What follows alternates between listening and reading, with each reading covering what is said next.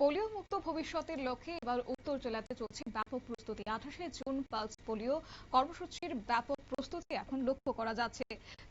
উত্তর ত্রিপুরা জেলা জুড়ে পালস পোলিও কর্মসূচি 2026কে সফলভাবে বাস্তবায়নের জন্য ব্যাপক প্রস্তুতি গ্রহণ করেছে স্বাস্থ্য দপ্তর। এই উপলক্ষে বৃহস্পতিবার ধর্মনগরের মুখ্য স্বাস্থ্য আধিকারিকের কার্যালয়ে উত্তর ত্রিপুরা জেলার স্বাস্থ্য ও পরিবার কল্যাণ সমিতির উদ্যোগে সাংবাদিক সম্মেলনের আয়োজন করা হয়।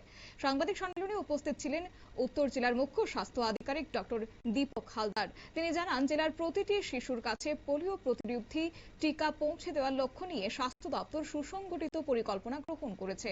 ডক্টর হালদার এই প্রসঙ্গে জানান, উত্তর ত্রিপুরা জেলার মোট জনসংখ্যা 4,76,393 জন এবং মোট পরিবারের সংখ্যা 1,05,599টি।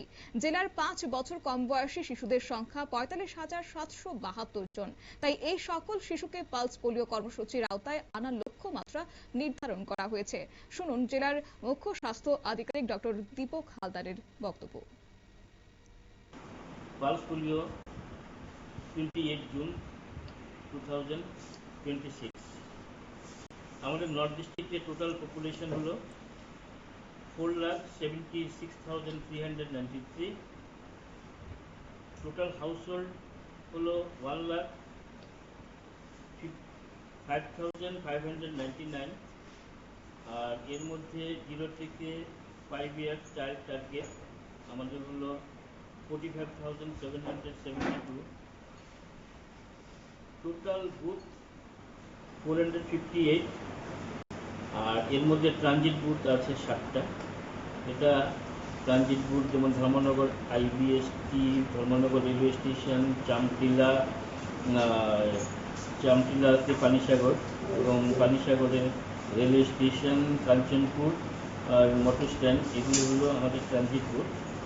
আর এই বিশাল সংখ্যক তিনি আরও জানান যে সমগ্র কর্মসূচি পরিচালনার জন্য প্রায় 1,872 জন স্বাস্থ্যকর্মী স্বেচ্ছাসেবক নিয়োজিত থাকবেন।